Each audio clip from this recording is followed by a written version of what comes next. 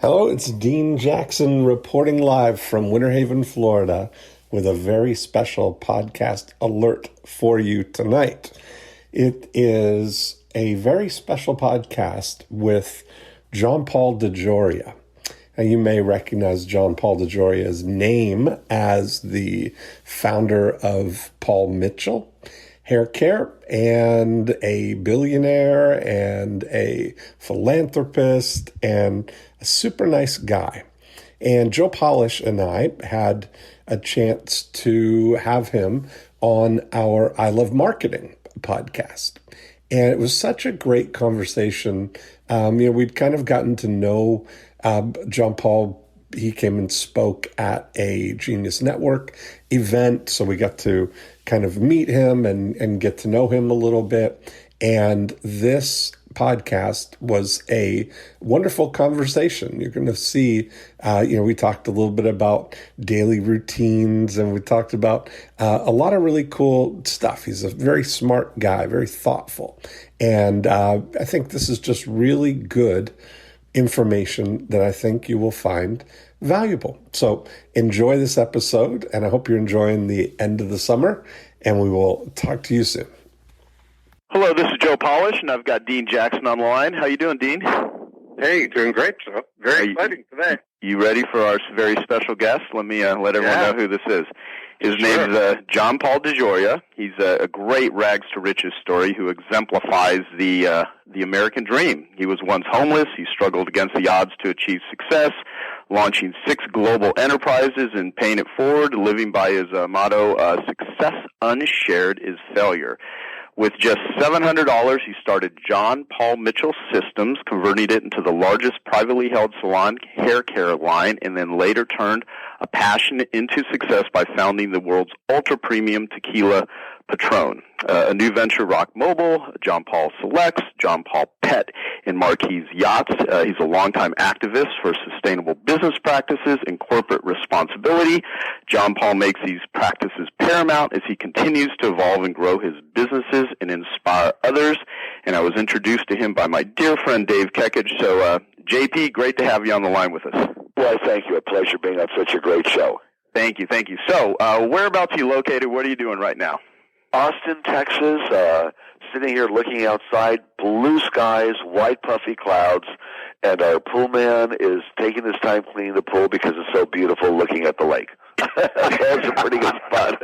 So it sounds like you've actually done extraordinarily well, but along the way, I know, I've watched quite a few videos of you, and you got a lot of different things on your philosophy. You're certainly an entrepreneur, a salesperson, and a guy who's really focused on creating value for the world, business, and with your philanthropy stuff. So, for people that don't know who you are, who is the real John Paul DeJoria? Oh, the guy sitting here watching his pool man take his time. I would say that I'm a human being, obviously. I have a spirit and a human body here, and one that happens to know that the American dream is still true, and the fact that America still works. I think that's very important. We see more and more on television of people talking about, does America work anymore? Do we have the same opportunities we had many years ago? And I'd like to remind people, if you don't mind starting out on your show, that when I did start John Paul Mitchell Systems back in 1980, in 1881, inflation in the United States was 12.5%. Unemployment, 10.5%. Interest rates, if you could get a loan, were 17% and up. We had to wait in line to get gasoline, and they were not the best of times, and our hostages were still held in Iran. That is one of the main reasons that our backer pulled out, and we had to start it with just very, very few dollars. However, because we believed that we had an opportunity, even though that situation was, shall we say, in a businessman's eyes, far worse than the last 6 years since 2008, we just believed in ourselves and that it would work, and went out there and did whatever was necessary to make a dream come true. It was difficult, very difficult. Lived in my car for the first couple of weeks, but eventually things started happening. And sometimes folks say, "JP, when do you know you made it?" I thought, well, when we pay our bills on time, I think we're doing pretty good. That took 2 whole years, but America works. I like what you said. America works. Is it capitalism works? Is it America? Where do you see where you cannot have opportunities, versus, because I believe America is an amazing country, and very similar, I think all of us have had sort of our rags to riches sort of stories. I started out as a dead broke carpet cleaner living off credit cards, and I learned marketing because I needed to eat, I needed to survive, I was deeply in debt as a former drug addict. I have my stories, but I'm like, here I am in this amazing country with plenty of opportunities. I just didn't know what the hell I was doing, so I figured out how to do some things, and voila, with a lot of effort and work and strategy, I turned my life around. And you have very much done the same thing. So going back to my question, is it, what do you think is the opportunity here? That is a great question, by the way. What is it? Is it capitalism? Is it America? What is it? Where can't you have that opportunity? Well, needless to say, if you were in North Korea, if you were in Cuba, if you were in one of these, it's in the news today, so why not say it? One of these Islamic extremist countries or places that you're at, you don't have very much opportunity there whatsoever because you're halted down by either the ideology of the country, the state, what they think works, or a religious something, who knows what. But you don't have that opportunity. Now, how does America and other places differ? One, we have a free enterprise. Capitalism definitely works. In fact, capitalism helps create more jobs than anything you could possibly imagine. But also, the climate of America is a lot easier to do something in my opinion, than many, many other countries. We have more of an opportunity to be more mobile. People are used to doing something properly, and we haven't gone too far socialistic. So people need to know that you have to get on your own to get something done, and we're getting used to that right now.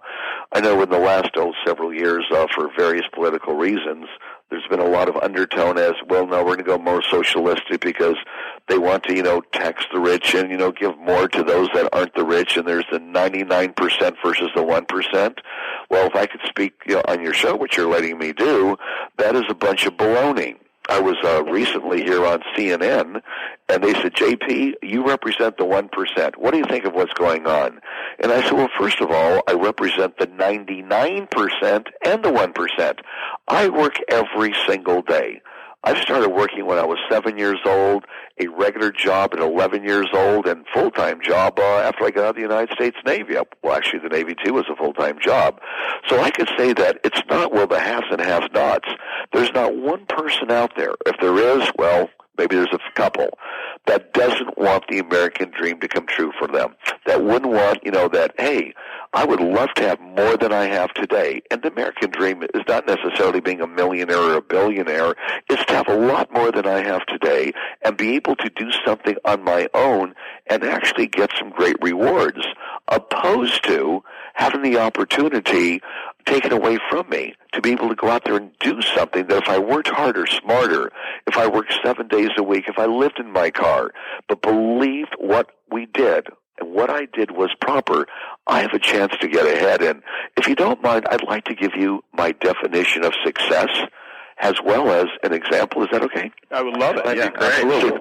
Success, in my opinion, and it should be everyone's opinion, is not how much money you have today or how much stuff you have today or how much power you have today. Success is how well do you do what it is that you do. Let me give you an example. 15 years old, I'm working at Stewart's Cleaners in the little town of Atwater, going to John Marshall High School, and I was very lucky to have an after-school job at Stewart's Cleaners. Stewart was extremely cheap. He was tight as can be. I was the janitor. I was the guy that put the little sleeve on the hanger or the little blanket on the hanger for your jacket and brushed the blanket so they looked nice. Basically, the all-over guy, and needless to say, the janitor. Well, I loved my job. I was paid $1.25 an hour. Because it was required. Stewart would have probably paid me less if he could. Anyways, one day, Stewart calls me in and says, John Paul, I want to speak to you. I thought, oh, no. Here we go. What did I do wrong? I don't want to lose this job. He says, I went to the mezzanine level last night. I worked late. And as you know, I have a cot up there. I laid down for a minute, and I put my watch on the little table, and it fell on the floor. So I reached down to get it, and underneath the cot, I noticed there was no dust. I moved the cot. There was zero dust. I moved the filing cabinet next to it. There was no dust. You go out of your way to really clean this place. I said, yes, because I like my job, and that's my job, is to do things when, you don't have to be watching me, Stuart. I'm going to do a darn good job. He says, I'm going to give you a 25-cent raise. He gave me a raise to $1.50 an hour. Where I went to high school, I was probably the highest paid kid in high school because we didn't have a lot of jobs or a lot of money. Anyways, but what happened was this. It's because I did what I did as best as I could when nobody else was watching. Things happened for me. I didn't ask for that raise. And many times people must remember that. It's not how little that you do. It's how well do you do what you do. If you do what you do to the best of your ability when nobody is watching you, you are a successful person. Well, that is such a good line. I'll repeat it for everyone. Success is how well you do what you do when nobody else is looking, when nobody else is watching. That is key. And one thing I've noticed about you and what I've learned is that you anticipate things. And I think a lot of people that do extraordinarily well, that are industry transformers, they not only started out that way, but they actually go into a new market by they have some sort of insight. They understand the missing thing for the clients, where things are not being paid attention to, and they basically go in and they add that, they fulfill that, they create that sort of value. And I think that's a theme that's pretty much what I've been able to pick up following you and learning about you in your process. And it started out very young. I mean, I even remember seeing on an interview you did where you were talking about Paul Mitchell Systems that you weren't in the selling business, you went into the reorder business, not the selling business. And I'd love to have you speak to that, because that's really about you not being in the transaction business, but in the relationship business, and you've learned how to develop and nurture those relationships simply because you actually care, not because it's like some manipulative technique. It's just that's who you are as a person.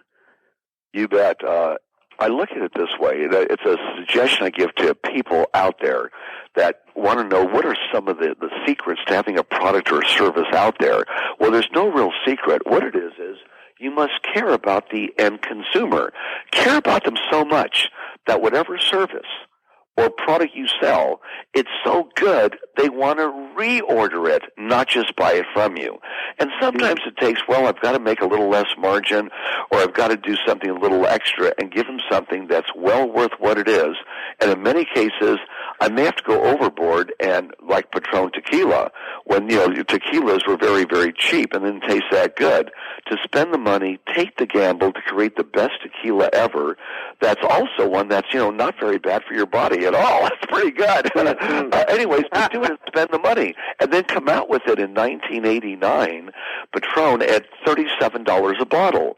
People says no one will ever pay that. They're used to the $5 tequilas. They're just not going to pay that. But we believe that people deserve to treat themselves to the very best. Eventually it would catch on. Well, son of a gun, it did catch on. And people realized that now they had a sipping tequila. They didn't have to spend the same amount of money for lots of drinks and feel terrible the same day. They could spend a little more, have the very best there is from themselves, and not have that hangover the next day.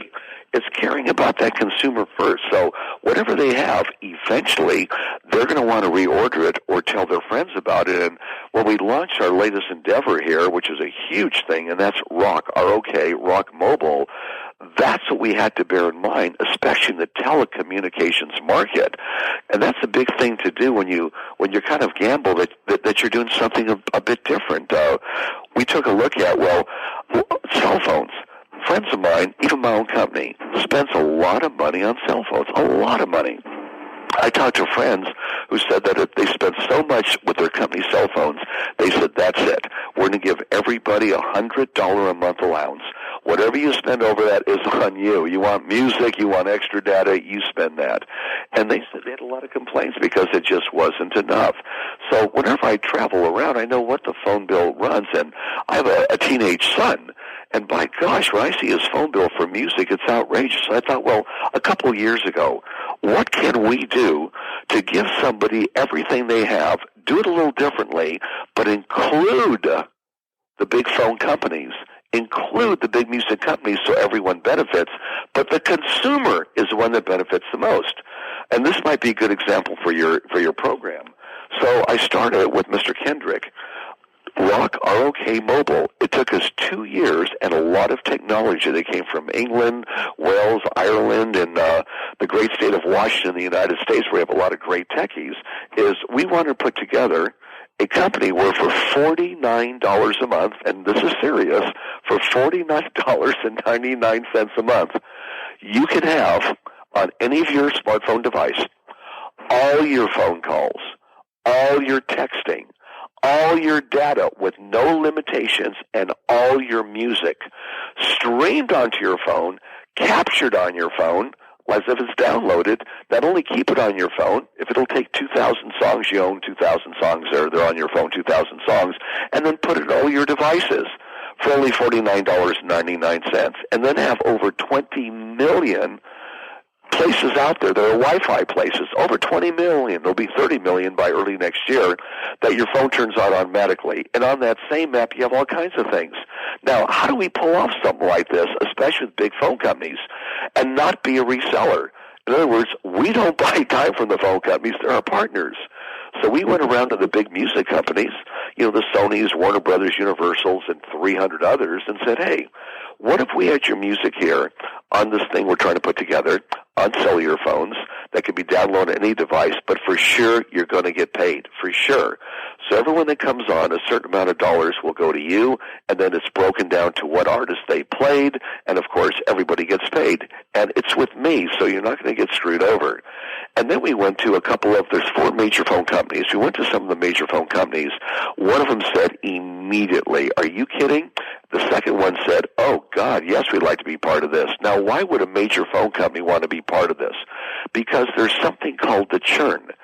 Every year, approximately 25% of all cell phone users switch cell phone companies. So if they could have part of that churn, and for everyone, let's say, that picks, for example, Sprint, they get so much of that $49. If you pick T-Mobile, they get so much of that $49. And we have another third of the last 2 big carriers that we're about to bring on in the next 6 weeks to go live with. They get a piece of that. But on top of that, and you're on their service. In other words, it's their service, their phone calls, their everything. But they're in touch with, and they cross with our app that gives them music and everything else. So this is quite a thing. So many families today have cell phones, but tell their kids, don't put any music on it. No, we're not going to spend an extra $10 so that you could hear music streamed to you. And for sure, we're not going to give you 99 cents for every song you download and put on.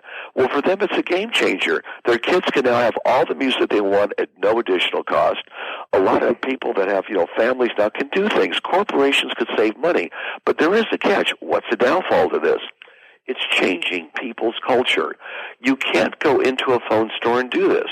You have to go online to rokmobile.com. When you go online, it tells you everything once you go online. But then you have to yourself get a hold of your phone company, and within this week we'll give you all the numbers to do that on our mobile device, on our web device. You have to go and you order it. They either send you a chip for your phone, no matter what kind of a phone you have, or if you're on Sprint, of course, they do it through the air. You order it, but it doesn't go live until the first day you use it, and then you have to call your phone company and cancel it. If there's a $100 fee, you got to pay for that. But it's all figured into your savings anyway. So it's changing people's, including the phone companies, including the music companies, including all the tech groups which run all the big hardware for us, including everybody in it. So everybody wins. But the end winner is that consumer, whether it's a corporate or whether it's a private consumer, for $49.99. Now, we started this about a month and a half ago and found out all kinds of things we could do to make it easier. So by next week, or the middle or the end of next week, it's going to be so easy to use, but still it's done over the web. So we look at new ways to introduce new things. But the savings are so great, why wouldn't any corporation or any individual want to do it? Dean, I could ask him a million questions. I want to give you an opportunity, so go ahead.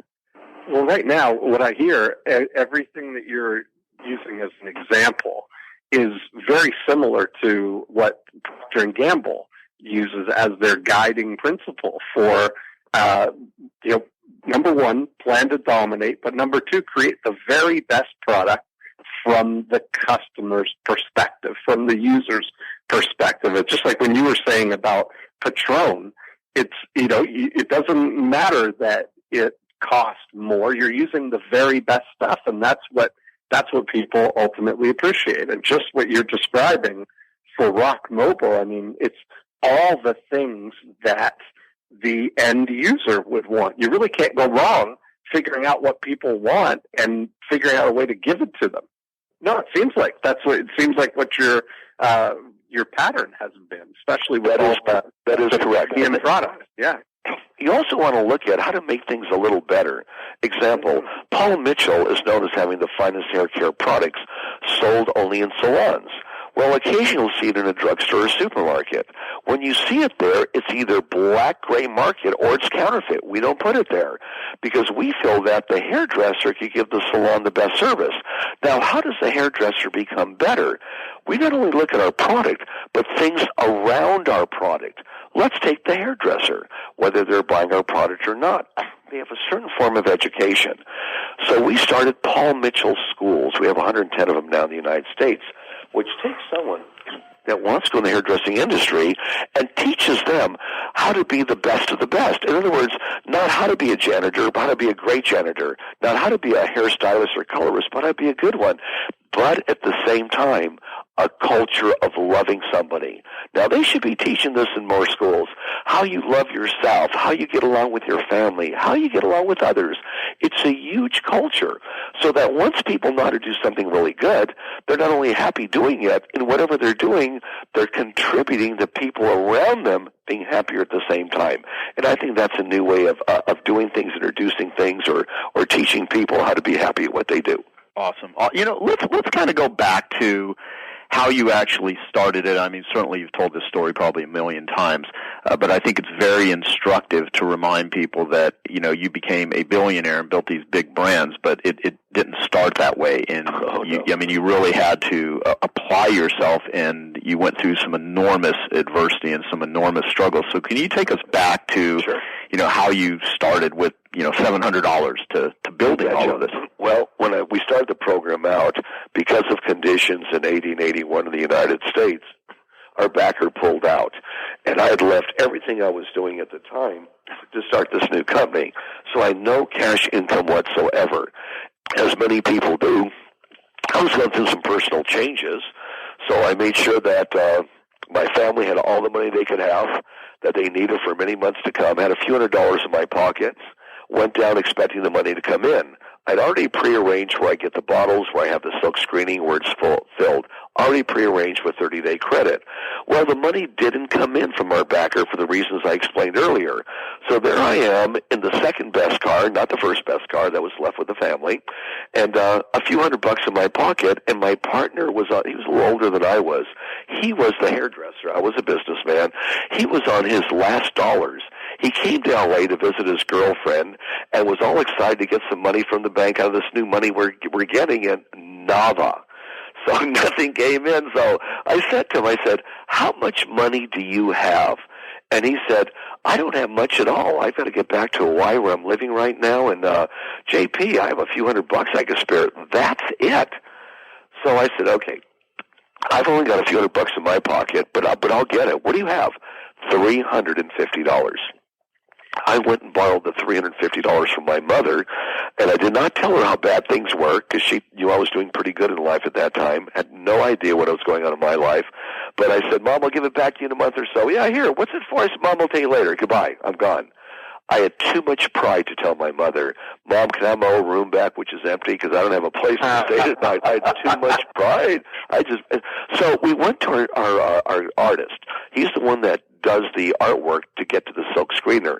And we told him the truth. Look, we can't pay for any color, but the black and white you've designed that you want $1,000 for, we only have $700. Can we give you a few hundred now, and when we sell some product, we'll give you the rest? He said, nope. He says, I will probably never see that money. So, but what I'll do is this: you can have your artwork, the black and white part, for $700. You can have that. I'll take all your money. I'll take the $700, and because I'll probably never say anything again. So we said, okay, we're stuck. Well, anyways, I set up this 30-day billing, immediately went to the silk screener and handed them the artwork. And of course, it was cheaper to go in black and white opposed to color. It was 2 cents instead of 7 cents, which was helpful. Immediately called up the fellow, the company Setco that was selling us our bottles, and said, "Hey, instead of 100, I didn't tell them what the situation was, obviously, or they would have hung up on me. I said, look, instead of 100,000 bottles I was going to order, may I have a sample run of only 10,000 bottles?" He goes, "Oh, sure, of course." And I knew in 30 days that bill was due. It immediately went to the silk screener. I told the silk screener same thing. He silk screened them, got them to the filler, told the filler the same thing. It took 2 weeks from the time we ordered the bottles to the time it actually was done at the filling facility. I had 2 weeks left before the first bill was due. I put product in my car, and I went right up Ventura Boulevard in Los Angeles, beauty salon to beauty salon, door to door, showing people my 3 products that we came out with. My partner went back to Hawaii and called on his friends that were salon owners because he was the hairdresser, and he was basically doing it door to door. And if he'd do a little show, he would do it at the show. And that's how we did it. And then after I got 12 customers in my pocket with 12 checks, I went down to a beauty distributor, Paris Ace in Los Angeles, and said, "Hi, John Paul DeJoria, new product called Paul Mitchell. Great shampoo, great conditioner. You only need it one time instead of twice. And our conditioner, you leave in your hair, and it does all this incredible stuff. And would you be my distributor?" He laughed. His name was Jim Henrietta. He laughed and said, "Are you kidding? We have all the big lines. Why would we want you?" I pulled out 12 checks and 12 orders, stuck them right in front of him, and said, "Because I just sold 12 salons, and these orders are yours, and never cashed the checks." And he was rather impressed. So I talked to him. I said, "Look, you can have all of L.A. County if you order only $2,000 worth. Give me $2,000 order. It's all yours, and I'll even come here and help you sell it." He laughed his head off and says, "Okay, I'll give you a shot." I said, but you got to be here to help us sell it door to door." I said, "Sure, I'll work with your salespeople in the field." Then I said, "But I have one request. We're brand new. Can I have the money when the order's delivered?" He laughed his head off again and said, "Hey, we don't pay our bills for 30 or 45 days. He laughed and I said, "I'll tell you what, I'll give you this one break. I'll write you a check when it's ordered, but you better be here the next day to go in the field with my salesman." So I drove around back to his warehouse, and I unloaded the back of my car. And as Jim Henrietta said it a few years back when they brought him to one of our reunions, he says, "This guy named John Paul DeJoria walks out of my office. Within 2 minutes, my warehouse man is calling me and saying, 'Hey, there's some guy back here that wants a check for $2,000 that has a bunch of product on our dock.'" He said, "He was just in my office." He came around back, handed me the check, laughed his head off, and I went the next day, and I went in the field with the salespeople, not just selling it, but showing them how I did my sales presentation so they could sell it through, so they could hear not only is it a good product, but here's why it's good. Here's the features, but more important, the benefits to the customer. Why is this different than a regular shampoo? Why is the conditioner different? Why should the hairdresser use it and recommend it to their customer? He understood that, or she understood it when I went in the field with him. And that's how we started John Paul Mitchell Systems. It was difficult. Did we pay our bills on time the first month? Absolutely not. It'll be there in 2 days. When 2 days came along, I promise we'll be there tomorrow. We're a startup, and every excuse you can imagine. I was delivering checks. God knows what we did. And thank God some people believed in us, because even though we were late all the time, we did pay them, and eventually after 2 years paid our bill on time. That's amazing. Yeah, what an awesome story. I want to point out something, too, that ties into this, because you learned how to sell. You used to sell encyclopedias door to door, and I've read some stuff, like you did a Forbes interview, and you talked about how successful businessmen must be able to handle rejection, and you said, be prepared for rejection no matter how bad it is. Don't let it overcome you and influence you. Keep on going towards what you want to do no matter what.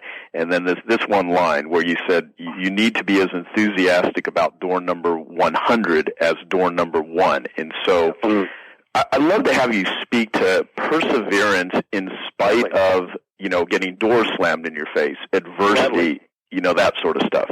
Gladly. Starting out, how do you even live when you're going through these times? There was a place I found called the Freeway Cafe that if you go there after 9 o'clock, which was breakfast time, but before 10 they wanted some extra business, you got for 99 cents a mini breakfast. That was breakfast. In the afternoon, after you're calling on places, knocking on doors, you get pretty hungry. There wasn't a lot of money for lunch or dinner. So you go out and you find these places that have happy hour. For 99 cents, you get, for example, like a margarita. It won't be Patron, but you get a margarita.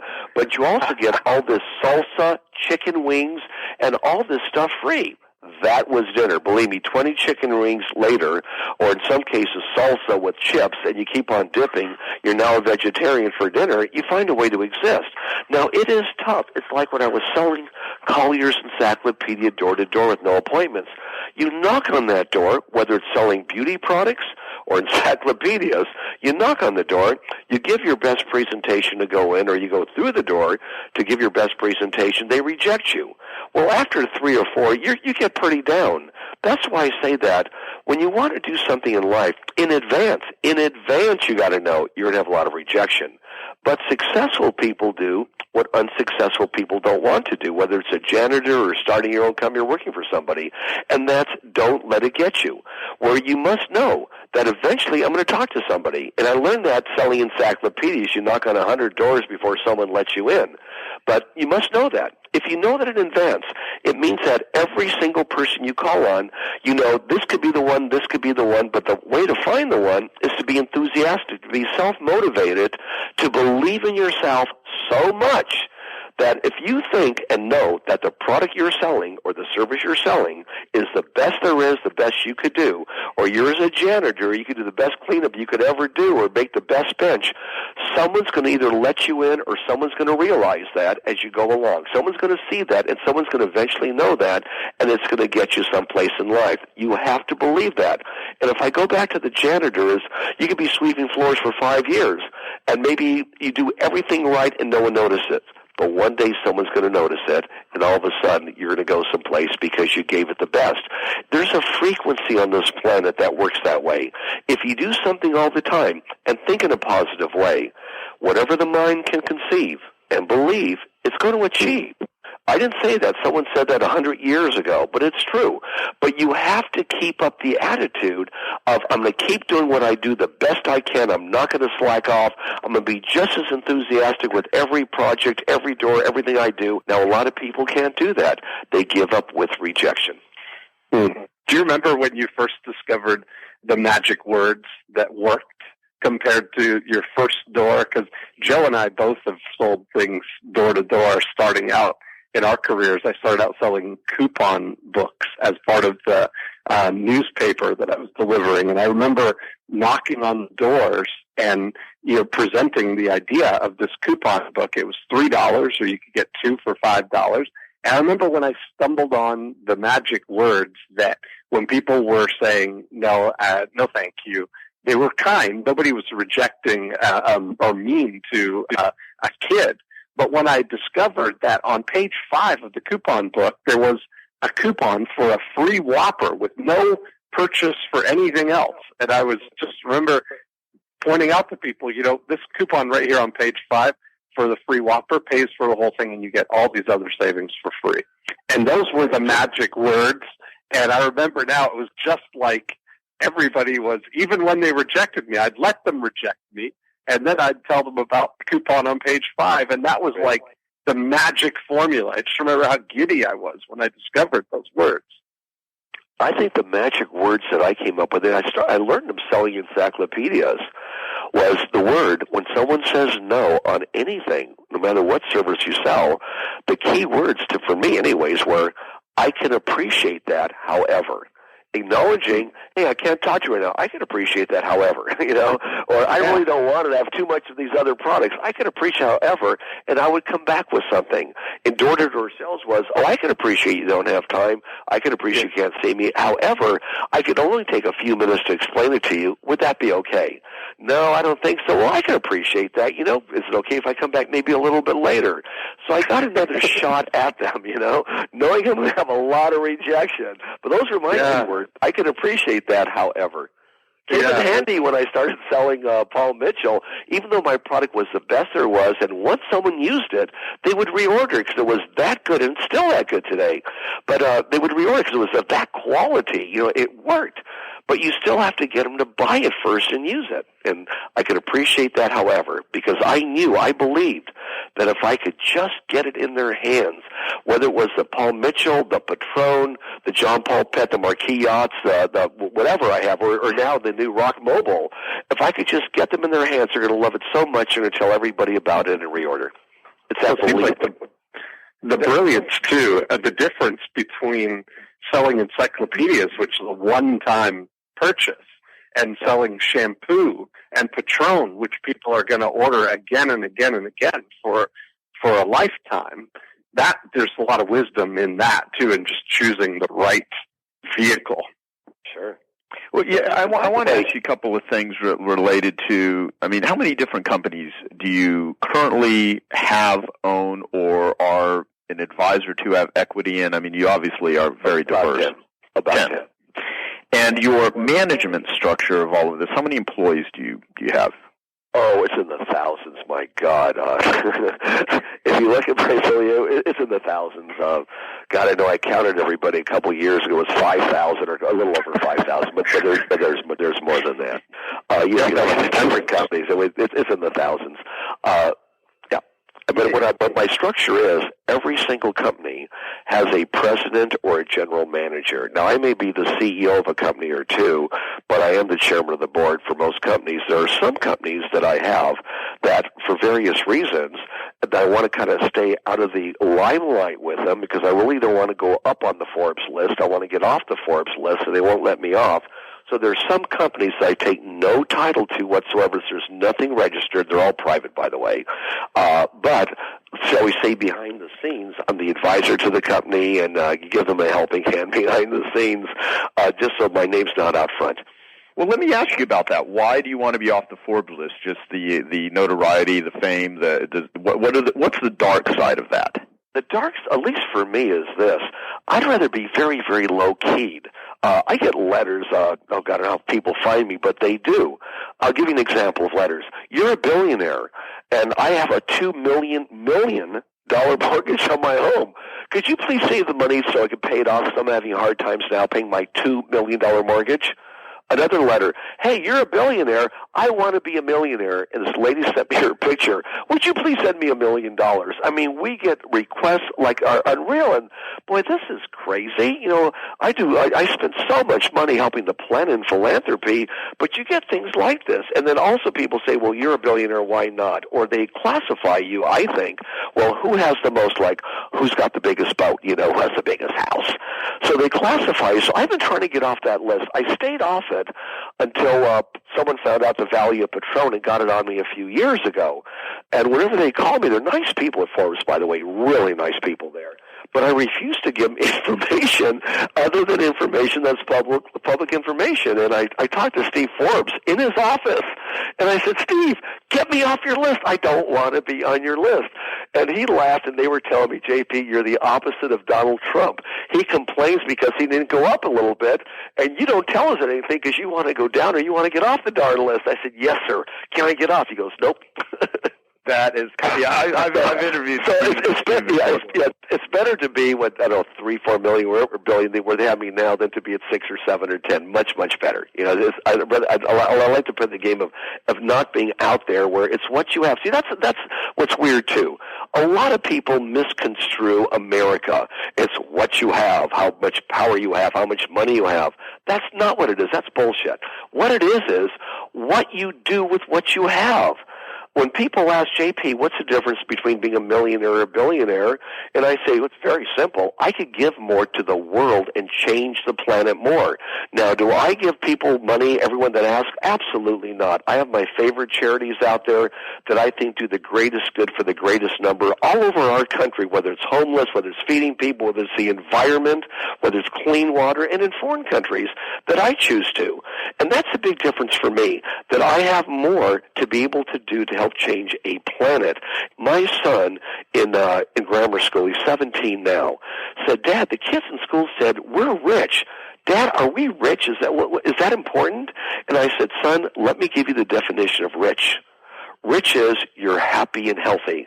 Son, if you're not healthy and happy, you're not rich. Next time someone asked my son, John Anthony, the question, he said, yes, we're very happy and we're very healthy, and that's what rich is. They said, well, how about money? I don't know how much money we have, but I know we're happy and healthy, and that's what rich is. So my son grew up that way. You know, it's great. When he was 10 years old, I give him $10 a week allowance. 11 years old, $11 a week allowance. By the time he was 13, he says, Dad, $13 a week barely gets me in a movie and popcorn. In fact, if I go to a movie, it's $7.50.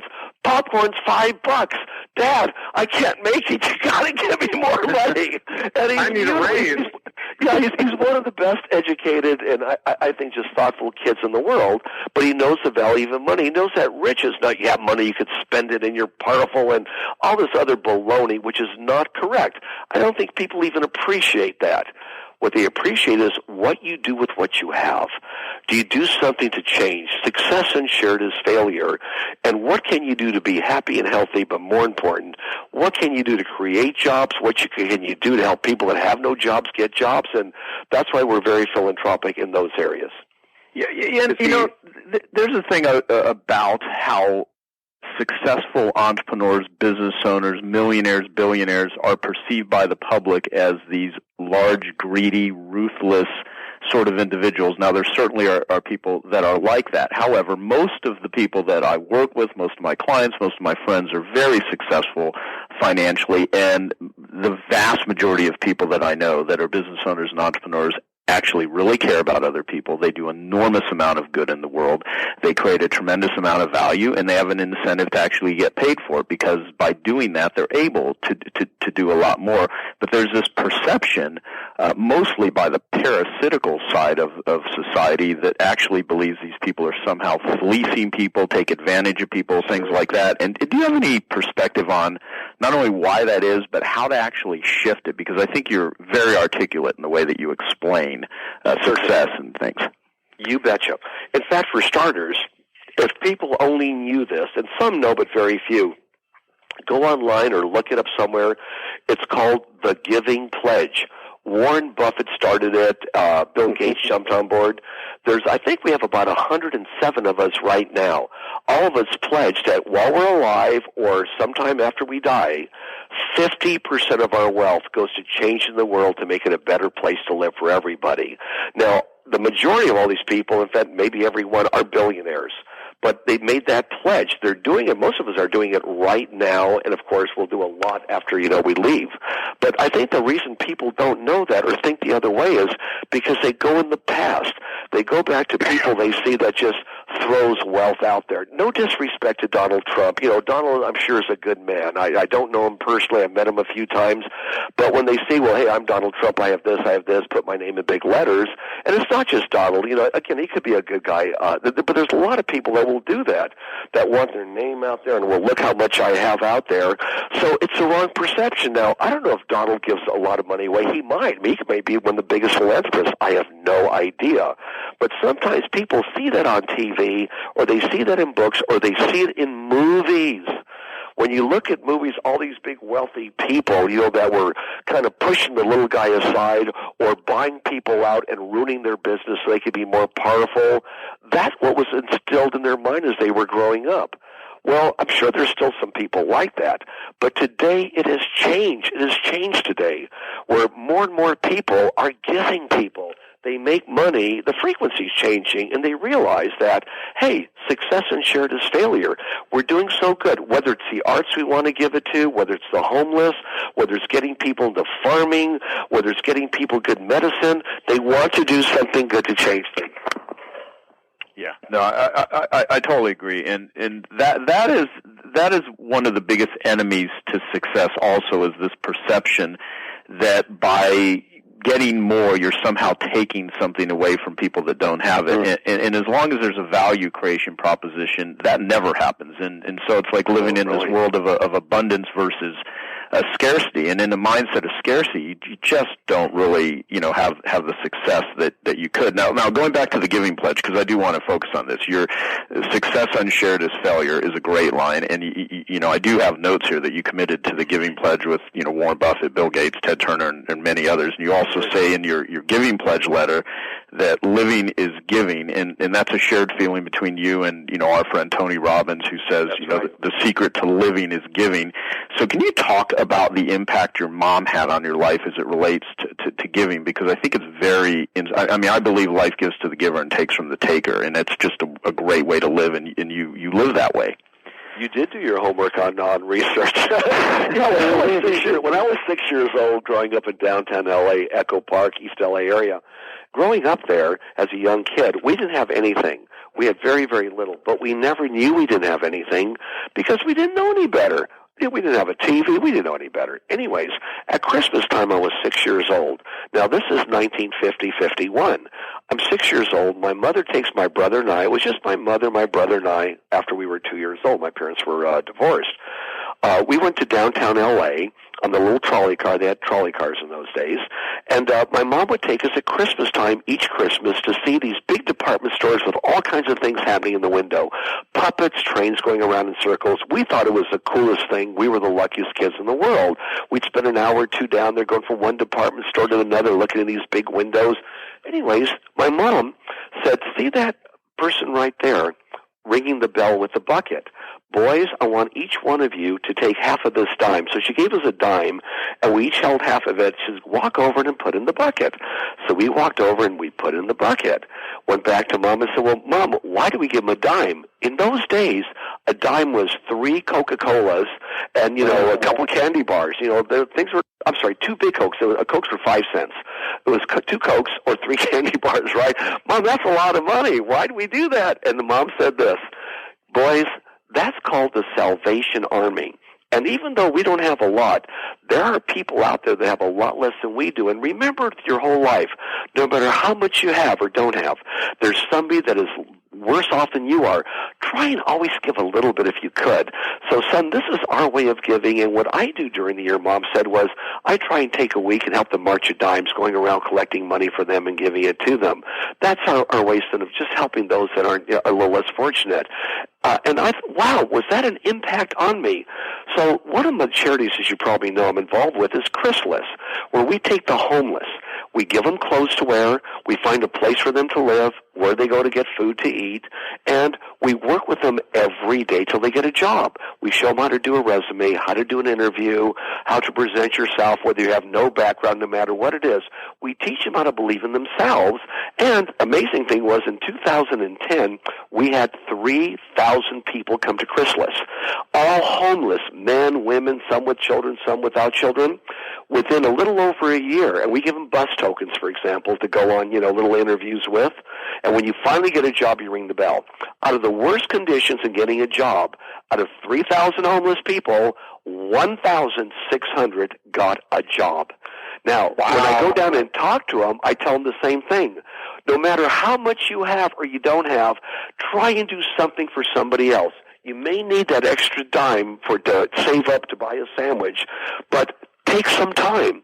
Last time I was down at Chrisless, a fellow walked up to me that was still there, had already gotten a job, but said, John Paul, I come back here and help somebody out. That's my way of giving until I have enough money to be able to maybe make a financial contribution. But I'm giving back, and it makes me feel really good, and it keeps me off alcohol, It just keeps my mind really straight, and I'm a happy man now, happier than I've ever been before, because I know not only is my life as it changed in the last few months, but I can help others out too.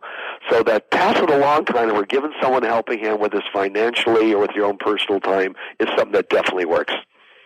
No, that's awesome. And I was just at the Google Zeitgeist meeting, and one of the speakers was talking about happiness and how with dopamine, that when you actually give, it actually triggers feel-good chemicals in your brain, and it's one of the best ways to actually instill just a better feeling, a better life, and it's a great thing. And I do want to speak to this too, because I think it's really important and it's completely misconstrued.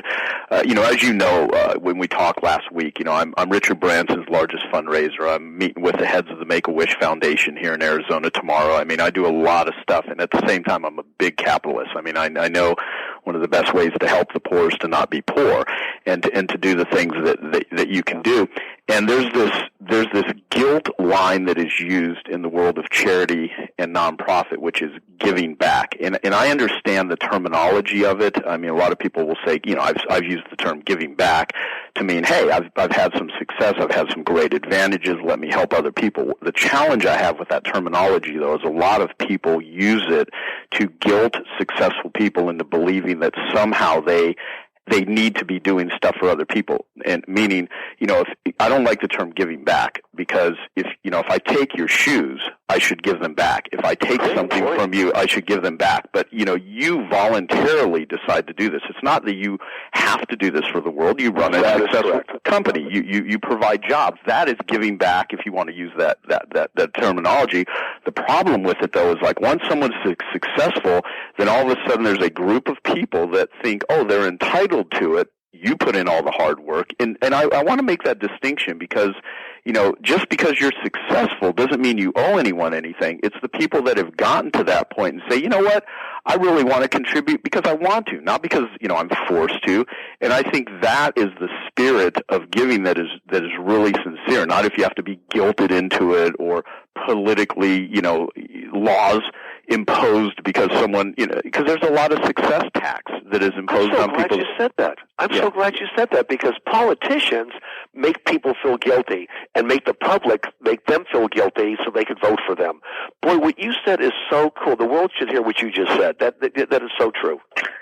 I would. Yeah, I'd like to. Yeah, I wanted to share that with you. I was interviewing, Blake Mykowski, who founded Tom's Shoes, and we had a whole discussion about that. And he's like, he goes, I don't like the term giving back because it implies, just because you have had success, you somehow.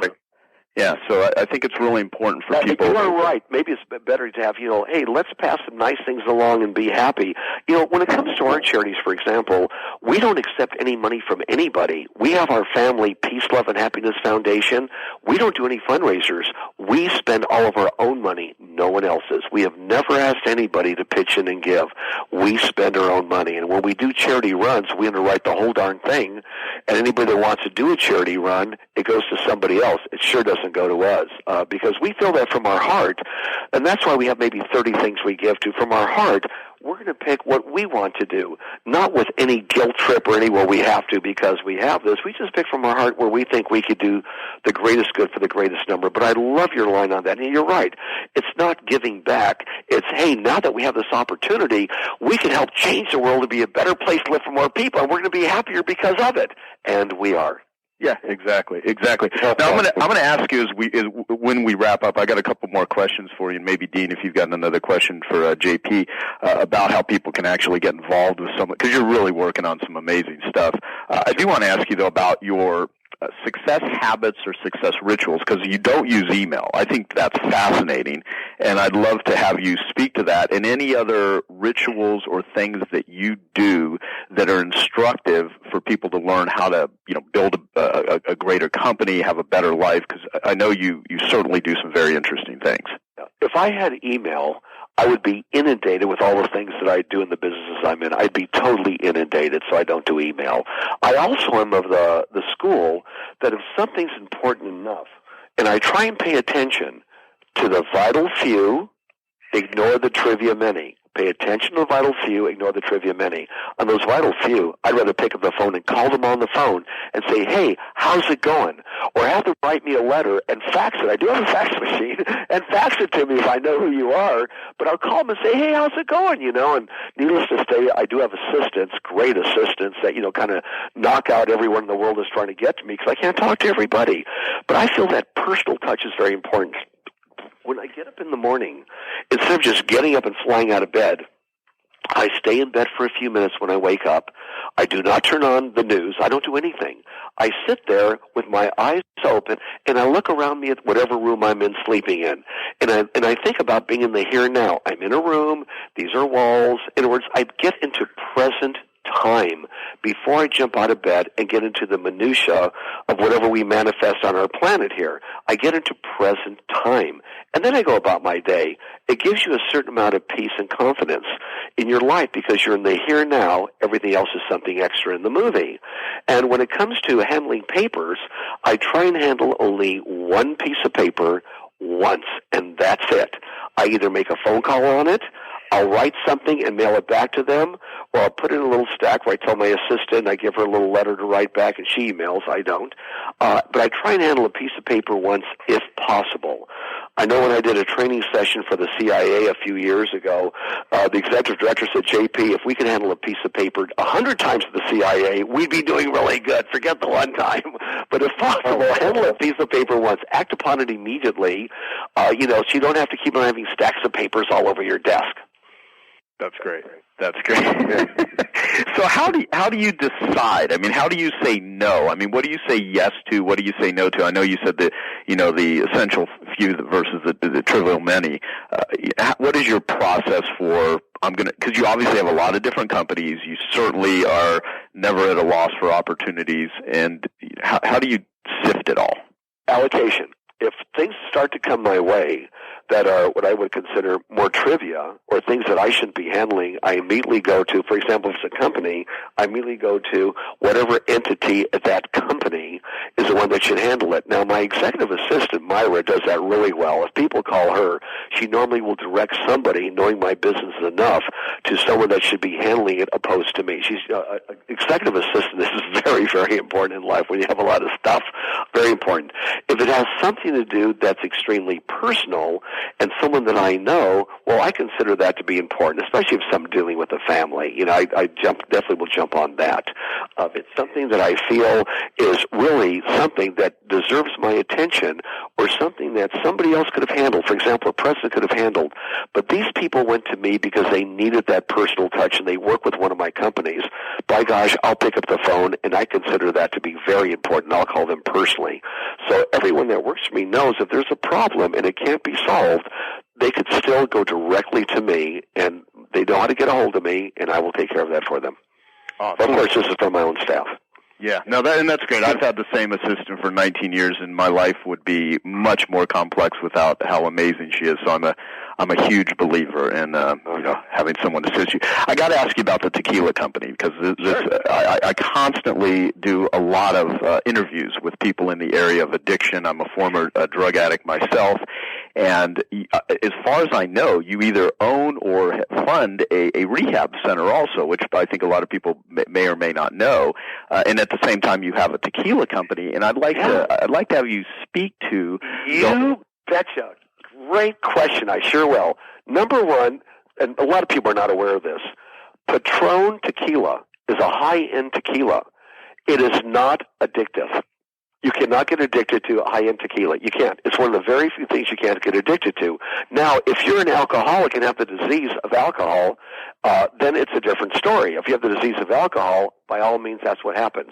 Now, when it comes to the center, this is incredible. It's called the Arbor. The Arbor. It's in Georgetown, Texas. My wife and her son were very much into helping people out. So I funded and bought this huge ranch, 80 acres, made it first class all the way. Because I funded it, they were able to reduce the cost so little that more people could afford to get in. It's like, 1/4 what you would pay at one of these shishi places. And their program lasts for 3 months. You've got to be there for 3 months. And then they follow you for the following year. Now, they have some short programs for a month, but it's mainly 3 months. End result was this. It was helping people out. The amount of people that relapse after they go to rehab is amazing. The amount of people that finish at the Arbor and go to rehab is the best statistics on the planet. They have fewer people that relapse than any organization that we even know of because they care about it and they feel about it. So here was something where, yes, I have a tequila company, and I know tequila is not addictive, but alcoholism is, that we could do something for other people with profits that I make, and that's why I funded the entire thing. I don't own it at all. That's owned by my wife, her son, and another gentleman that's involved with him named Jim that knows the industry inside and out. But what they're doing for people is one of the most amazing things one could ever imagine, so we're very, very proud of that. That's awesome. That's awesome. And I got to speak to something, and then Dean, I'll see if you have any questions, and then we'll wrap up. One of the things I want to make a statement about here is certainly from a financial standpoint, and I already kind of know the answer to this, or at least what I think you would probably speak to, but I'm not sure. A lot of people listening might say, well, why does this guy keep working? I mean, he's obviously worth a lot of money financially, and a lot of people have it made in their mind that once you make X number of dollars, you somehow have arrived. And what I know about producers and what I know about entrepreneurs, that's not the deal. That's not the end goal. The goal is to do things. It's to make meaning. It's to add value. It's to play the game. It's to stay engaged. And so here you are. I mean, how old are you right now? 70. And you're building more companies. You talked about your new mobile company. I mean, it doesn't seem like you have any desire to quote unquote retire, which I can't even fathom that concept. Not even close. My daughter, Michael Lane, brilliant daughter, okay, is in business with us. She has 3 of her own businesses and is the director of future development of John Paul Mitchell Systems. Listen to our future, what we need. She says, Dad, one day I want to be the CEO of John Paul Mitchell Systems. I said, Michael Lane, I'm not going to retire till after I'm 100 years old because I know what's going on in life. I happen to be on a board with David of Age Reversal with our buddy David Kepich. I said, honey, I'm going to be I'm in the best of health. I have good genes. I'm going to probably go to 120, 150 years old, but for sure work till over 100. Mikey's answer was brilliant. She says, Dad, I've always known that. However, I'm still younger than you are. Now, but I'm not young enough to do what my other daughter, Alexis, does. She's the fastest woman in the world in Top Fuel Funny Cards. Alexis, she broke all the world records. I could not drive her car. Oh, she goes 318 miles an hour in less than 4 seconds. Yeah, she has a world record right now. I mean, that's G-force taken off. So maybe I can't do that, but I could do everything else. I think I have just as much energy now as I had when I was 18 years old, and I'm enthusiastic about life. Here's another thing I'd love to share with your audience. If you love what you do and who you do it with, and it's for a good cause, and your customer benefits the most, by God, why would you want to do anything else? And I look at other opportunities coming along, and my companies run smoothly. I have great staff, great people with me, and I look at that future, and boy, there's just so much to do out there. And I have the energy and the enthusiasm, I think primarily because I am a happy person. I'd say 99.99% of the time, I am one happy person. And I'm just happy. I love what I do. I love who I do it with, and there's no reason to stop. In fact, if I go on vacation, I get bored. But I also incorporate my personal life and my fun life into my business life. It's all kind of incorporated together, so it's a big thing of fun. No, it's so awesome because you truly are. From the first time I talked with you, you're just such an enthusiastic guy, and you have such good advice, and there's so many nuggets of valuable wisdom to inspire people from this. And I mean, I've hung out with quite a few very wealthy people. I had dinner with Eric Schmidt, the chairman of Google, 2 nights ago. And I have a lot of very successful clients, and I know some people that are worth hundreds of millions of dollars that are just miserable. And there's other people that have had great success, and so you're just really a great model of what you're doing and how you're doing it. And Dean, I want to ask JP, what else is he working on, involved in, and how can everyone listening get involved in that? But I want to give you an opportunity for any other questions, statements, anything. I was just going to ask him, what's he's excited about now? What's next? Well, the 2 things. One, ROK Mobile, Rock Mobile, is very exciting because it puts billions of dollars eventually into the economy. The more customers we have, of course, on our mobile phone service, the more money goes in the economy. Think about it. If people only saved $50 a month, which they save a heck of a lot more than that, obviously, but it was only $50 a month on their phone bills. And we end up with 100 million users. That's $5 billion a month, $60 billion a year going back into our economy. That's pretty exciting. In medicine, it's another thing that's very exciting. Half our population, approximately, and 80% of the rest of the world has some form of herpes. A cold sore is a herpes, as well as the other things we know as herpes.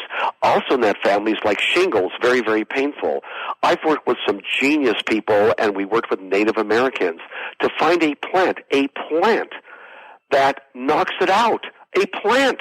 In other words, if you had a cold sore coming on, you immediately put it on there, it never comes out. If it comes out, you put this little plant on there, and it goes away in 24 hours. If you have shingles, which there's TV ads on this galore, this happened at the Mayo Clinic. One of the top doctors there had shingles. It's painful. He put this plant on there, and the shingles were gone in 24 hours. These things excite me. It's like, how to take something that affects a lot of the planet. Now, I guaranteed everybody I would fund this over the last 2 years, only if they would sell it over the counter for $39.99. That's it. So everyone could afford to use it and have a tube of it that lasts them a long time. So here we're helping help something in the world that affects so many people for so little. It's doing the greatest good for the greatest number and being happy knowing what you're doing. And that's just something I stumbled across where a pal of mine was working on this and said it really works, and we spent a few years proving it up, and in about another month and a half we're going to release it. In fact, you can't even find it on the web. One more week it'll be on the web. It'll be called Aubio, A-U-B-I-O, Aubio. A meaning gold in chemistry terminologies, bio, of course, nature and the earth. So it's like the gold of the earth. But that's so much out there. That's why I spend so much money on water, cleaning water, and saving forest, because there's things out there in the forest, there's plants that are curing things we have today. They're curing things today better than pharmaceuticals, and we can't destroy them. We got to keep that ecosystem going, and this is just one great example of something that is going to change people as we know them today, and what people do. That is awesome. So how do people if anyone listening wants to get involved in any of your philanthropic work and any of the things that you're doing that are available for people to support, sure. What's the best way for them to do that? Well, or anything else you want to talk, and you're welcome to pitch or plug anything you want. Oh, that is wonderful. I can say that there's some great charities out there that we support. We don't ask you to give us any money, but if you want to support some great charities, Waterkeeper Alliance is phenomenal. They work all over the world and the United States cleaning up the waterways, and any money that they make out of lawsuits, the bad guys, whatever, they leave it in that community to buy boats or to pay for people to keep on watching the waterways so no one repollutes it. Grow Appalachia started a program there that I'm funding, but they're also looking for expansion that takes all of Appalachia and shows people how to garden themselves and feed themselves so that they could be self-sufficient. And I think that's cool. Chrysalis, for example, what can you do to help people? They're in Southern California, but they'll spread. How can you help people help themselves? But if you look around the world, and even in your own community, people, look at first responders. That's firemen, paramedics, as well as law enforcement. Take a look at them. And if they get killed or hurt in the line of duty, the families get very little money.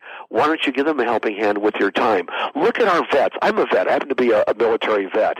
And people come back. They put their asses on the line for our way of life. They come back injured, or they come back looking for a job. Do whatever you can to help them out. They deserve it. You didn't put your life on the line. They did. So when they come back, whether they're injured or not, they all deserve our help, because they went over thinking they're going to do something for us. Whether you believe in conflict or whether you don't, it makes no difference. They went over thinking they're going to protect our way of life, and by gosh, we deserve them that. They deserve that respect when they get back, and we should give it to them a heck of a lot more. And don't believe everything you hear in the news. America does work. We are getting better, and there's a lot of garbage going on this planet, but the end result is something good will come out of it. I would like to leave you with this one line. I think it's just a good line for everybody to know. In the end, everything will be okay. And if it's not okay, it's not the end. I love that. Yeah, so good, so fantastic. Well, first off, and I want you to hang on before we officially have the call because we'll wrap up. I just want to, first off, on behalf of myself and Dean, thank you so much. I know our listeners are going to absolutely love this. Let me ask you one last thing. Since we're going to put this on I Love Marketing and Genius Network, you certainly are great at telling stories, and me and Dean, we created our podcast because we wanted to rebrand, for lack of a better word, how people perceive marketing. Done in the right way, it's one of the most important ways to change the world. And we think of selling as influence, we think of marketing as storytelling. And if you tell a better story, you're going to get more buy-in. And you certainly have done a great job of marketing your companies. What are your thoughts on marketing and messaging and telling the story? Because you certainly have built some incredible companies. Tell the people why your service or product is that good. Whether you work for somebody or whether it's your own business, let them know. Because if you help the whole company out, everybody benefits. Let them know what that is. Make sure it's something that's really truthful, and always show the feature of the product and how it benefits you. And to give you an example of probably the best storyteller in the world, this guy went around in a small area of the world telling stories. 2,000 years ago, he just went around telling people stories, right? Yep. The guy died a horrible death. Had I think maybe 50 people that followed this guy, right? This guy dies. And now, 2,000 years later, he has 1,100,000,000 people loving his stories, attached to his stories, and that's the man Jesus. The Christian Jesus. He went around telling stories. And by God, they're pretty good stories, because after he died, those that passed his stories on, all of a sudden made him and whatever he was telling stories about a good way of life very popular. There you go. No, I'm not singling out any religion. I'm just giving that as an example. There's all religions have something good stories in there. It's just when you get fanatic about it and you change the stories and say God wants you to kill everybody, that it gets stupid. And unfortunately, that happens with a lot of religions. They twist it around a little bit. Absolutely. And so, again, thank you. And to all of our listeners, this is one of those interviews you can listen to a couple of times, and it will totally inspire you. Share it with anyone out there that you know that needs to hear this message and what he's doing. And on our site, we're going to list the links to all of the different things that John Paul DeJoria is involved in if you want to get involved. And just thank you. It was awesome, and you're just such a great example of an awesome entrepreneur, and still kicking ass and taking names. So thank you. You betcha. Check out Rock Mobile. Rock Mobile. We'll put the links on our site, and everyone give us your comments, and we'll go from there. And have a great day, everyone, and we will talk with you on the next episode. And there we have it. Another great episode. Thanks for listening in. If you want to continue the conversation, we'll go deeper in how the 8 Profit Activators can apply to your business. 2 things you can do. Right now, you can go to morecheeselesswhiskers.com and you can download a copy of the More Cheese Less Whiskers book, and you can listen to the back episodes, of course, if you're just listening here on iTunes. Secondly, the thing that we talk about in applying all of the 8 Profit Activators are part of the Breakthrough DNA process. And you can download a book and a scorecard and watch a video all about the 8 Profit Activators at breakthroughdna.com.